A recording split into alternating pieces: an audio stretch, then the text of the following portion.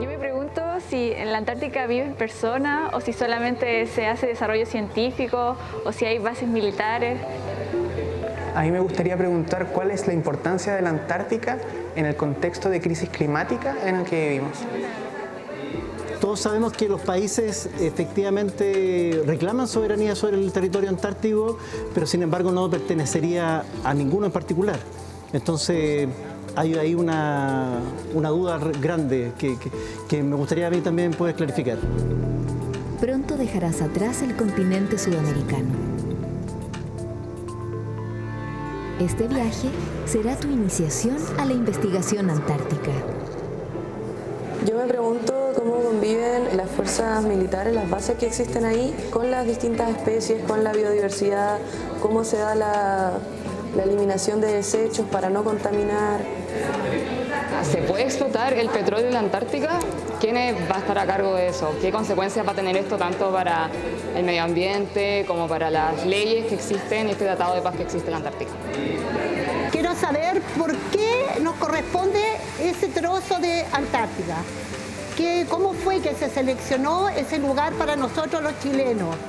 En noviembre del 2023, el presidente Gabriel Boric llegó a la Antártica junto al secretario general de las Naciones Unidas, Antonio Guterres. En enero de este año, lo propio hizo el mandatario argentino Javier Milei junto al encargado del Organismo Internacional de Energía Atómica, Rafael Grossi. En mayo de este 2024, el Parlamento británico hacía noticia por una investigación en torno a Rusia y la posibilidad de su descubrimiento de petróleo en el continente blanco. ¿Qué tiene la Antártica? ¿Por qué hay tantos países interesados en ella?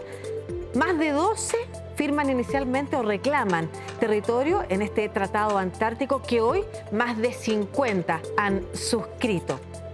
¿Cuáles son las pretensiones de Chile y su estrategia de desarrollo científico posicionado en la región?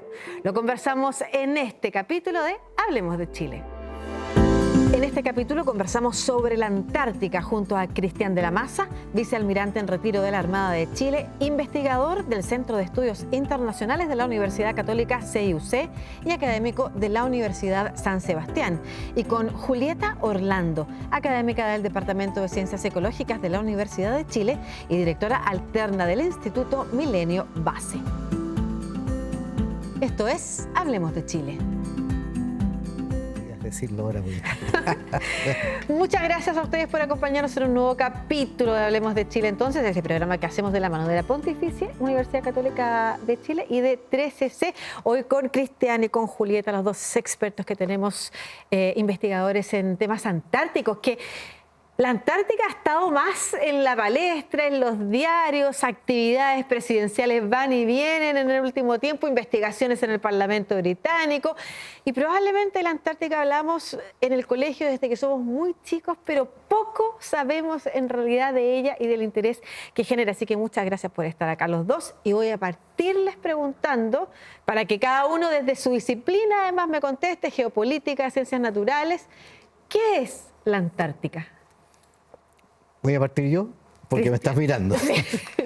Sí, la Antártica es un continente maravilloso, un continente con una superficie que es equivalente a Sudamérica. ¿Por qué digo equivalente? Porque a veces es menor y a veces es casi igual o mayor, porque es un continente pulsante, que se llama. Porque en invierno está la cantidad de superficie que queda congelada alrededor, que su superficie total es inmensa. Y es un continente que tiene un efecto tremendo sobre el clima de la Tierra.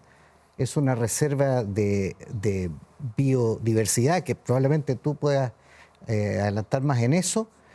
Y es un continente que afecta también la vida y el clima de no solamente los que estamos cercanos, nosotros somos los más cercanos, sino que incluso lo que pasa en el hemisferio norte por el tema de las corrientes oceánicas y las corrientes atmosféricas.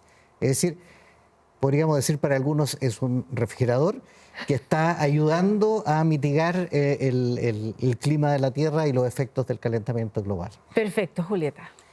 Yo voy a complementar a Cristian y me voy a meter también en su ámbito, porque todo lo que él dijo es excelente. También coincido en que es un continente maravilloso, por cierto, el sexto continente. Que siempre estamos confusos, a veces vemos los mapas mundiales cuando se ponen así estirados, donde no aparece la Antártica y siempre nos damos cuenta, falta la Antártica, se ponen los otros 5 continentes. Entonces, es el sexto continente, que por cierto alberga una biodiversidad única, muy interesante de estudiar por distintos aspectos, luego podemos profundizar en ello. Es un regulador del clima a nivel global y además es un excelente ejemplo de acuerdo internacional en cuanto a, no sé si podríamos decir, gobernanza. Sí, exactamente. Entonces ahí tenemos un complemento de distintos ámbitos en donde claramente la Antártica es única a nivel global. Perfecto. Primero, quiero confirmar, ¿son 6 continentes entonces? Sí. Ya, porque nosotros nos enseñan efectivamente 5 y lo de continente de la Antártica es como un nombre que uno coloquialmente asumía que se le daba a la Antártica, pero que no necesariamente lo teníamos incorporado como un continente más. Me encanta lo que tú has mencionado respecto de espacio de gobernanza, un ejemplo de espacio de gobernanza, porque lo vamos a hablar más adelante. ¿Quieres decir algo más? Sí, ¿por qué lo definimos como un continente? Efectivamente, bueno, hay grandes distinciones entre lo que conocemos como Antártica y el Ártico, que también genera mucha confusión por imágenes que a veces vemos combinadas cuando son justamente polos opuestos, literal. Y el continente antártico es una masa de tierra cubierta de hielo y por eso podríamos llamarlo un continente más. Perfecto. ¿Y el Ártico? El Ártico es agua. Es agua congelada. Agua congelada. Perfecto. Por eso tú has visto las imágenes del submarino que va y, ¿no es cierto?, aflora en el Polo Norte, porque es agua. Perfecto. Y por eso entonces es un continente, la Antártica. Has dicho es un continente maravilloso. Los dos dijeron maravilloso. ¿Qué es lo maravilloso que tiene, además de lo que ustedes han mencionado acá, y que genera interés en tantos países? Sí. Tomo primero lo maravilloso de la gobernanza para ir porque es el único espacio geográfico terrestre de la Tierra que no tiene un dueño y que se ha logrado establecer una forma de convivir y hacer el bien y trabajar por la paz, por la ciencia. Único caso en la Tierra, ¿no es cierto? El resto hay otros espacios que se denominan bienes comunes, el alta mar, el espacio, pero de tierra es el único. Ahora, es una maravilla desde muchos puntos de vista, geográfica. Ustedes muestran normalmente los paisajes, los que hemos estado ahí, lo que se siente al estar en un continente bastante vacío de gente, una de las preguntas que nos hacían, pero con biodiversidad, con fauna, con algo de flora, por supuesto, en el mar, muy, muy interesante, muy diversa, más de lo que la gente cree, y que está ahí. Es que está siempre y abierto a todo el mundo, pero ayudándonos a todo el mundo, en forma pasiva, por el solo hecho de estar ahí, por ser el hecho de ser un continente que tiene más del 90% de su superficie cubierta de hielo. Y pues dice, bueno, ¿y qué hielo? Aparte del frío que produce lo que se llama el efecto albedo, que es un reflejo de los rayos del sol. Entonces, cuando estamos preocupados del calentamiento global, es bueno que una superficie grande refleje los rayos y no los absorba. Entonces tiene una serie de condiciones que uno, a medida que lo va estudiando, lo va presenciando, dice, aquí hay algo maravilloso que está desconocido y tal vez ha sido desconocido para la mayor parte de la población. Ya, voy a hacer 2 preguntas que se relacionan con lo que nos consultaban también en el video. Una que tú de alguna manera abordaste, pero quiero que profundicemos. ¿Quiénes habitan en la Antártica y cualquier persona puede ir?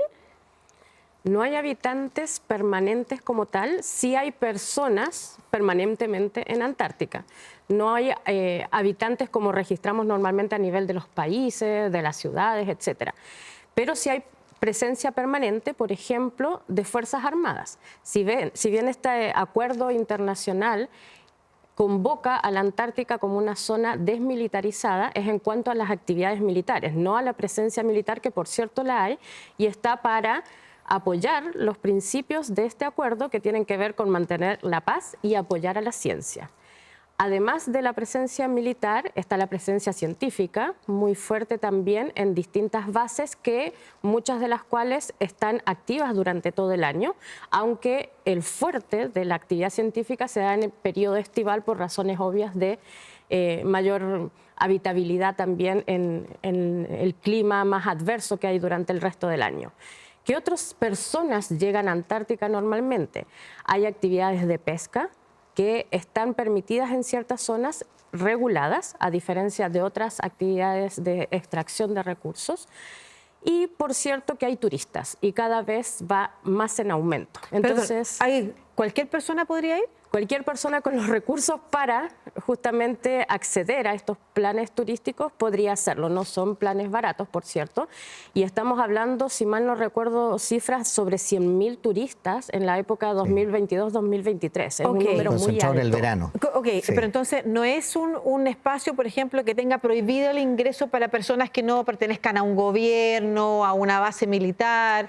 Las actividades están reguladas, se requieren permisos y autorizaciones, sobre todo en este acuerdo hay países que otorgan esos permisos y autorizaciones. Hay zonas que sí están especialmente protegidas, de hecho así se llaman, si bien la Antártica es una gran reserva, como mencionaba Cristian, toda protegida y resguardada respecto a su biodiversidad, pero también a los eventos históricos que allí sucedieron. Hay zonas especialmente protegidas por distintos eventos a los cuales no acceden los turistas ni otras personas que no tengan actividades puntuales que realizar, como por ejemplo investigaciones científicas. Perfecto. Esa es la palabra gobernanza, por eso es importante, porque las cosas que tú mencionas, no puede ir cualquiera, puede, pero tiene que cumplir ciertas normas. Entonces, los países finalmente son los que deciden en los puertos, aeropuertos de salida, ciertos requisitos para poder ir. Los buques tienen un código polar que se llama, de la Organización Marítima Internacional, que ni siquiera es del Tratado Antártico, pero un buque que vaya a la Antártica tiene que ir con ciertas condiciones, porque imagínate cuando hay un accidente y el buque tiene un accidente en la Antártica, se produce un derrame de petróleo, es un daño gigantesco. O hay un accidente en la Antártica y hay que rescatar personas. No es rescatar aquí en la playa Cartagena. Imagínate lo que significa rescatar personas que estén cayéndose al agua en un buque de pasajeros. Entonces, por eso se regula el cómo para mantener la seguridad, la protección del medio ambiente y también se le da autoridad a los países para fiscalizar. Perfecto. Voy a hacer una pregunta personal quizás, pero ¿ustedes dos han estado en la Antártica? Sí, varias veces. Sí. Ya, no tantas veces como ella, desgraciadamente. ¿Cómo se viaja a la Antártica y cómo se siente estar en la Antártica? Mira, la forma inicial fue por barco. Indudablemente las grandes expediciones, Shackleton, el rescate del piloto Pardo, indudablemente para las personas ahora es más cómodo viajar en avión hasta una base, hay algunas bases, y desde ahí normalmente toman un buque en una bahía y hacen un recorrido turístico. ¿Pero se llega en avión a la Antártica? En avión y en barco. Ya, perfecto. De hecho, las investigaciones científicas están coordinadas logísticamente por el Instituto Antártico Chileno, el INACH, que depende del Ministerio de Relaciones Exteriores, y justamente la coordinación del transporte lo hace con las Fuerzas Armadas, pero también con otro tipo de operadores que pueden ser comerciales, turísticos, etcétera. Perdón, ¿el INACH coordina los viajes de Chile o de todo el mundo? De Chile principalmente, pero también colabora coordinando o apoyando la logística de otros países que tienen actividades científicas en Antártica. Y justamente esa colaboración que establece Chile como antesala a la llegada de Antártica es muy reconocida y es muy estratégicamente importante también para Chile ese apoyo que brinda a otras naciones que tienen que llegar. Súper importante, lo vamos a estar hablando más adelante también, la relevancia de este país que puede ser chiquitito, pero que es muy importante también para la gobernanza en la Antártica. O sea, no solamente para nosotros, sino que cumpliendo funciones para otros países. Hablabas de petróleo. ¿Qué recursos tiene la Antártica que son llamativos? Sabemos del petróleo, ¿no es cierto?, últimamente por las noticias. ¿Qué otros más tiene que pueden ser importantes para hoy o para mañana? Bueno, para hoy y lo que ha sido tradición son los recursos vivos que están en el Océano Austral, el que rodea la Antártica, que es básicamente krill, draco y otro, pero el krill es como el más conocido. Y lo que se ha hecho en esta gobernanza, uno de los acuerdos, es lo que se denomina la CAMELAR, el Acuerdo para la Conservación de los Recursos Vivos, que es básicamente una pesca sustentable, ciertas cuotas de pesca y ciertas áreas en que ojalá no se pesque para mantener el tema de sustentabilidad. El otro recurso importante es el solo hecho de la geografía, que da derecho a un recurso económico, de desarrollo económico, que es el turismo, ¿no es cierto?, que mencionabas recién. Pero ahí después vienen recursos que no se pueden explotar, por un acuerdo también del Tratado Antártico de todos los países, que son los recursos minerales. Es petróleo, pueden haber un montón de hasta tierras raras que ahora están en alto valor, difíciles de explotar, pero están ahí, indudablemente, es un continente bastante grande. El tema es, y tal vez lo podemos hablar más adelante, ¿los explotamos o no? Porque ese es el contrapeso, y necesita una gobernanza en que se pongan de acuerdo los países. Muy rápidamente nomás, ¿por qué en Argentina le dicen Antártida? ¿Por qué le dicen Antártida? Yo lo estuve tratando de investigar. Es más lógico que fuera Antártica, porque es lo opuesto al Ártico. De hecho, estuve tratando de encontrar a qué se debe, no sé, Cristian, si tú tienes información, el hecho de Antártida. El adjetivo, por también las palabras de otra manera, quizás. Pero no es solamente en Argentina, de hecho en España es el único término aceptado. Diríamos que Chile es la excepción, pero yo lo encuentro correcto. Etimológicamente correcto. Etimológicamente más perfecto. O sea, seguimos nosotros, aunque nadie le diga Antártica, diciéndole Antártica, porque es lo etimológicamente correcto. Estamos hablando de los recursos, queremos hablar también del tratado, y a propósito del tratado, de lo que habla y en lo que consiste, es que este sea un continente de paz para la investigación científica. Hablemos de los recursos en materia científica también. ¿Qué se ha obtenido desde esas investigaciones? ¿Qué investigaciones se están realizando? Bueno, hay múltiples investigaciones en distintos ámbitos. Por cierto, hablábamos del clima, hay climatología como un componente fundamental. Hay oceanografía, pensando en que es un territorio rodeado efectivamente por el océano austral, pero conectado a través de las corrientes. Entonces todo eso genera esta regulación del clima a nivel global. Hay estudios de los glaciares, cómo están o no retrocediendo respecto a los aumentos de las temperaturas, y por supuesto que hay muchos estudios respecto a la biodiversidad que allí vive. Entonces hablábamos recién de la extracción del krill y de su regulación, y uno podría preguntar primero qué es el krill. Son unos animalitos muy pequeños que no son tan conocidos, pero son eslabones centrales en las tramas tróficas antárticas. Podemos hablar de pingüinos, de focas, de ballenas, todos animales mucho más conocidos que dependen en su alimentación de este eslabón. Entonces, regular su captura es claramente fundamental para mantener el equilibrio del ecosistema. Marino. Perfecto, ya. Perdón, y desde el punto de vista de los minerales también, o de otras investigaciones científicas que pudieran ser menos visibles. Sí, hay, por supuesto, investigaciones de prospección, más bien de los recursos que allí existen, minerales, y hablábamos recién de la investigación en el área de las ciencias biológicas. Mucho de ese foco está en las investigaciones en microbiología, por ejemplo, en donde podemos recolectar una muestra, estudiar los microorganismos allí presentes, muchos de los cuales no son los malos que estamos acostumbrados que producen enfermedades, sino que están cumpliendo su rol en el ecosistema. Y entre esos roles podemos encontrar actividades que son interesantes de aplicar en una industria o en el ámbito de la medicina o de la producción de alimentos, incluso de la salud. ¿Podrías mencionar algún ejemplo? Ejemplos. Salió también en las noticias hace no mucho respecto a estas bacterias multiresistentes o hiperresistentes a los antibióticos. El entender esa resistencia a los antibióticos nos permite ir buscando nuevas herramientas para estas bacterias que nos producen enfermedades y que resisten el tratamiento que le damos con los antibióticos.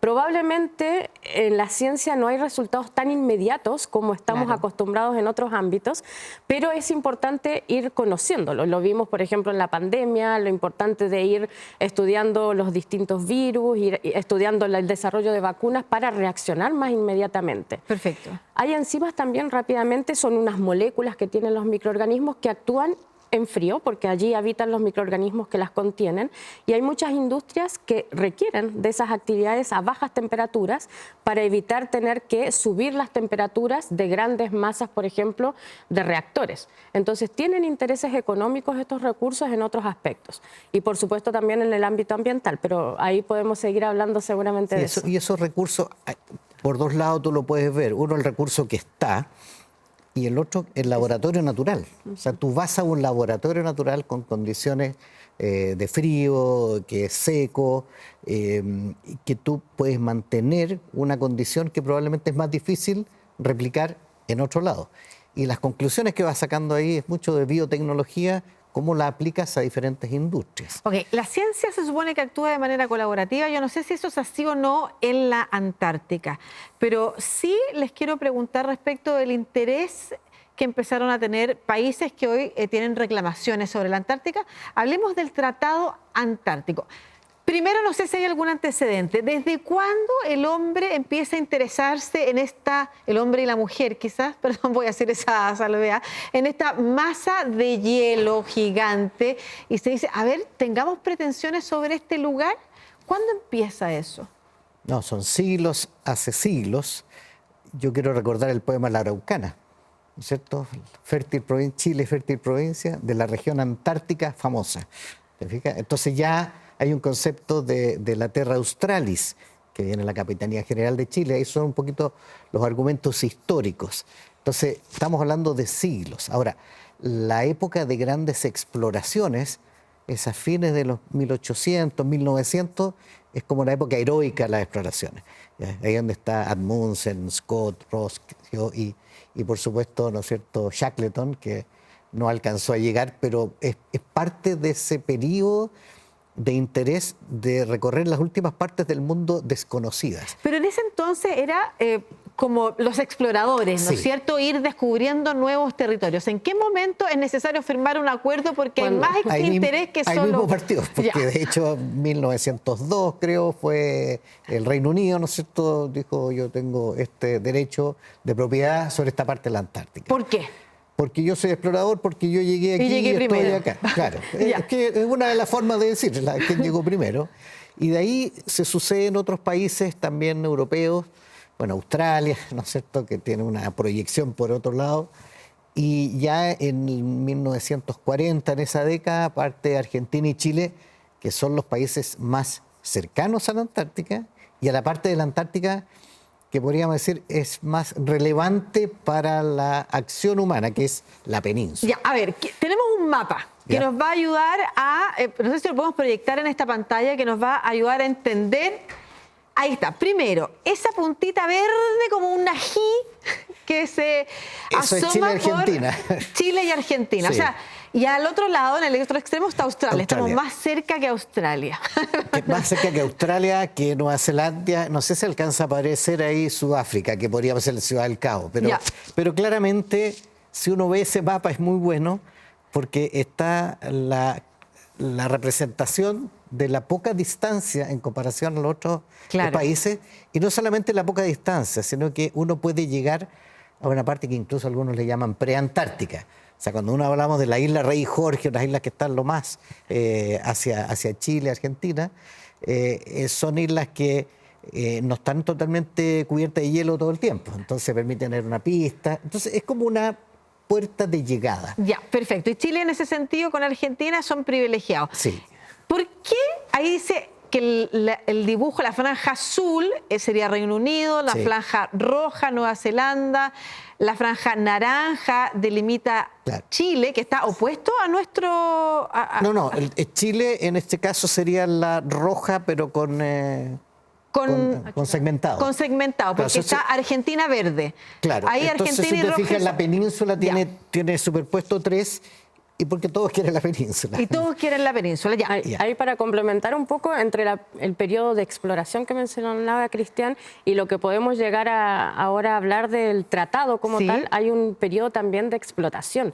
Hay que recordar que cuando lograron descubrir este territorio y establecerse indistintamente, ahí hay hechos históricos de quienes están más cerca, pero también de quienes llegaron primero, quienes habían ya instalado establecimientos más permanentes, la extracción y por eso la necesidad más adelante, después del tratado, de proteger esta biodiversidad porque estaban acabando literalmente, extinguiendo, por ejemplo, las focas. Las focas, sí, de hecho hubo un tratado de las focas para proteger. Primero. Pero es súper interesante lo que dices tú porque precisamente antes de que hubiese necesidad de decir este territorio es mío, ya Chile, por ejemplo, daba licencias de explotación desde Valparaíso, incluso que incluían a la isla de excepción. Por lo tanto, cuando dice, oye, alguna de las preguntas del público es, ¿y por qué?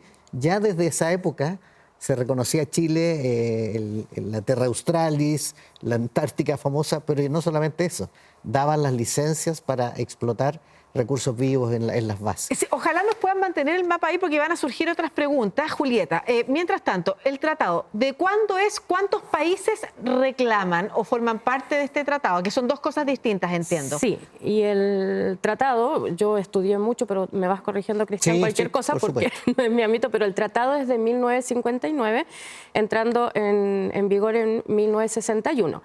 Y allí es justamente donde sucede posterior a estas reclamaciones, donde ya se habían repartido un poco esta torta, por ponerlo en una palabra más conocida, y se dejan en pausa Como las reclamaciones. las reclamaciones. Exactamente. No se desconocen, no se reconocen, quedan allí en este tratado. Coincide esto con la Guerra Fría. Entonces, mi visión, desde la ignorancia de las ciencias naturales hacia la historia, mi visión es decir, mejor no nos metamos por allá porque los recursos los tenemos en otro lado y el ambiente está tenso, acordemos esto. Y se acordó como un tratado para mantener la paz, justamente, no hacer pruebas militares de bombas nucleares y cosas que se podían hacer en este continente deshabitado, con cielos libres que permitían comunicaciones, espionaje, etcétera. Entonces era más bien para acordar una zona desmilitarizada. Perfecto. Y después de eso es que viene otra época, un poco más adelante, del famoso Tratado de Protección del Medio Ambiente, que ese es más actual y tiene que ver con la necesidad de los 80-90 de empezar a mirar a la naturaleza como un componente fundamental incluso de nuestro bienestar. Perfecto. Este último tiempo, yo decía al principio, han habido movimientos en torno a la Antártica. Estamos hablando, de hecho, a propósito de eso. ¿Tú concuerdas en que ha habido un poquito más de acción en torno a la Antártica? Y quiero que revisemos lo siguiente. Gigantescas reservas de petróleo en una zona de la Antártica reclamada por Chile, Argentina y también por el Reino Unido. Con los dichos del presidente Javier Milei de Argentina, diciendo que el Estado argentino va a instalar o pretende instalar una base militar en Ushuaia. Por eso en este continente de ciencia y de paz es para nosotros un orgullo, pero a la vez una tremenda responsabilidad. Y el interés de países europeos por su soberanía, la Comisión de Defensa de la Cámara de Diputados realizó una sesión especial en la Antártica. Este es un continente de paz, es un continente que se dedica a la cosa científica y no se dedica a ser desmembrado por una pelea territorial. Bueno, desde enero hasta esta fecha ha sucedido todo esto. Voy a incluir también aquí la visita del presidente Javier Milei con el director del Organismo Internacional para la Energía Atómica de la OEA, Rafael Grossi, que es un argentino también, que fue una visita que fue un poquito posterior a la del presidente Gabriel Boric con Guterres. Claro, con Guterres, ¿no es cierto? Sí. Ha habido un movimiento adicional. ¿Por qué? Lo primero es que es buena noticia, porque es importante hablar de la Antártica, está ahí, es importante, como hemos hablado, para el mundo, y es importante para Chile también. Entonces, el sistema del tratado, porque no es un sistema, parte con este tratado después de la Guerra Fría, o al inicio de la Guerra Fría, como para mantener una zona de paz, sin pruebas nucleares, sin ejercicios militares, dedicado a la ciencia. Estaba el año geofísico internacional, entonces la ciencia pasó a ser como un commodity. Estamos de acuerdo todos en la ciencia y entonces hagamos ciencia y apoyemos la ciencia. Pero ¿quién puede apoyar a hacer la ciencia? Normalmente las Fuerzas Armadas de los países tienen la logística y la capacidad operacional para llegar, para cuidar a las personas, para traerlas. Entonces, si bien no se hacen ejercicios militares, no puede haber bases militares de actividad militar, pero los militares son los primeros que están ahí para llegar, para proteger, para hacer cumplir las normas. Ya, pero ¿por Ahora, qué se están realizando estas acciones que es como claro. de soberanía? Claro. Que de hecho así lo definió también la Comisión de Defensa que fue a sesionar allá. Tenemos que marcar por qué. ver, y si ustedes también interpretan la visita del presidente Gabriel Boric y la visita del mandatario argentino también como un gesto de soberanía o de reclamación. Cada país reclama su derecho soberano en una porción de la Antártica o en toda la Antártica. El caso de Chile está desde el año 1947 y lo ha mantenido hasta el día de hoy. ¿Qué es lo que pasa con el tratado?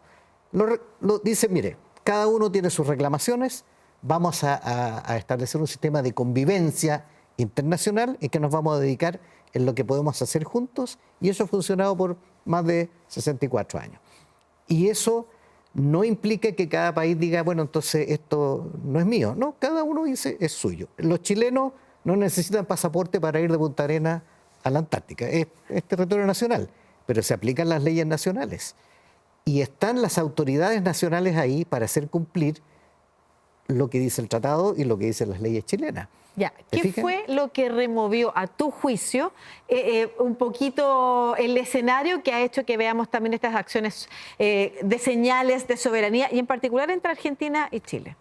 Sí, entre Argentina y Chile yo creo que a nivel internacional hay un poquito de desinformación casi siempre respecto a esto. Se va a terminar el tratado, entonces aprovechemos las oportunidades porque es un continente con mucha riqueza de recursos, como ya conversábamos, en aspectos alimenticios, energéticos, minerales, económicos, por el turismo, etcétera. Entonces, en realidad el tratado no se termina, sino que el tratado que conforma este protocolo de protección del medio ambiente dentro del sistema del Tratado Antártico va a cambiar en su forma, porque ahora todos los países que son parte, y no son solamente estos 7 que reclaman, más los 5 que firman el tratado, sino todos los que se fueron sumando y se pueden seguir sumando año a año, son países que deben estar en consenso, en acuerdo común, para realizar un cambio a estas medidas. Y se efectúan reuniones anuales para hacer eso. En 2048, luego de ese periodo, 50 años después, lo que puede pasar, lo que va a pasar, es que en vez de consenso se requieran mayorías en todos los aspectos técnicos, legales, etcétera. Entonces eso facilita un poco estos cambios. Entonces la presencia de los países, ya sea más cercanos como Chile y Argentina, que conversábamos, son bastante amigables las relaciones entre los dos, claramente los dos países marcando presencia no solamente a través de sus mandatarios, sino a través de la investigación científica que se realiza ahí, el apoyo a nivel internacional, las bases científicas y militares que mantienen cada país, y no solamente Chile y Argentina, sino de otros lugares donde además tienen más recursos. Estamos hablando de países que sin tener un reclamo, no aparecen en estos triangulitos que veíamos en el mapa, pero reclaman todo el territorio como que podría ser de ellos también. No hay se reservan el derecho. a reclamar. De hecho, la base chilena es vecina de una base china y de una base rusa. Están ahí al lado. Hay una pequeña quebrada que le llaman el Volga. Nosotros teníamos una duda respecto de por qué hay países que se consideran ribereños y tienen pretensiones, pero más o menos ha quedado claro que ya sea porque llegaron primero, porque empezaron a explotar o porque están más cerca, entonces tienen pretensiones. Pero todavía no me queda claro porque esto es antes de la Comisión Británica que empieza a estudiar lo del petróleo ruso, que además entiendo que se sabía hace 4 años, solo que ahora volvió la noticia a estar en la palestra. Todavía no entiendo bien y necesito que alguien me lo explique por qué Argentina y Chile, a través de sus mandatarios, a través de otros cargos, autoridades como los parlamentarios o la ministra de Defensa, han estado ahí presentes.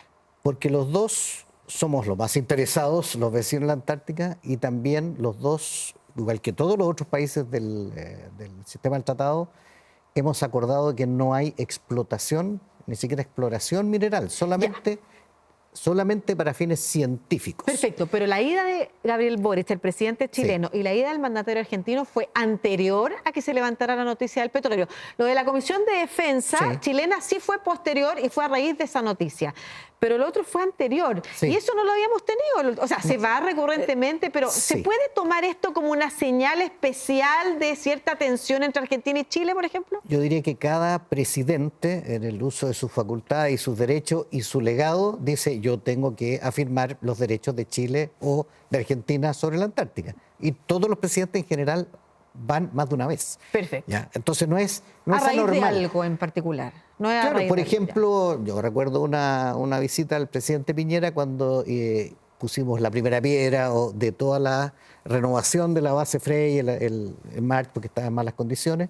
Y ese fue un motivo. Otro motivo cuando el Congreso del Futuro y se juntaron varios premios Nobel, la ciencia, y Chile apoyaba esa actividad. O sea, siempre los presidentes, y es su deber, Chile dice esto es chileno, pero, y eso en parte del Tratado Antártico, y cumplo las normas. Pero no solamente las cumplo yo. Ustedes las tienen que cumplir. Sino que hago que el resto también las cumpla. Perfecto. Entonces es bueno que vaya y diga, si aquí se dice no vamos a explotar recursos minerales por todo el efecto ambiental, por todo el efecto de la biodiversidad, tengo que decir, no solamente declararlo, sino que decir que yo lo voy a cumplir y lo voy a hacer cumplir. Hay que recordar que es un tratado diplomático, entonces los principales diplomáticos de cada país son los mandatarios elegidos, entonces ahí es la diplomacia máxima que puede ejercer un país en ese territorio. Sí, esto está alineado al menos la visita del presidente Boric con el secretario general de las Naciones Unidas, que tiene un particular interés en remecer a los jefes de gobierno del mundo respecto de